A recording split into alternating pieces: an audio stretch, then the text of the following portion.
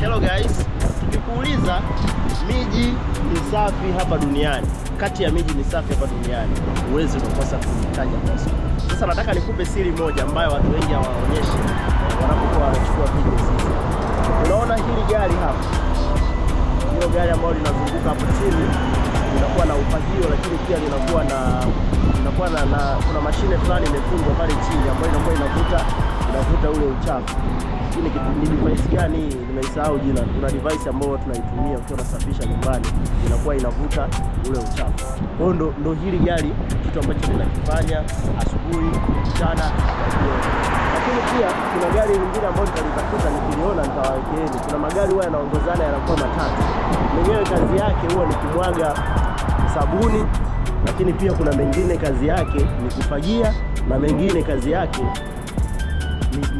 ni kumwaga maji kwa ajili ya kusafisha barabara. Kwa hiyo inakuwa ni very interesting. Hapo ndipo unakuta Zaroma Narmana как вас? Wow, spasiba.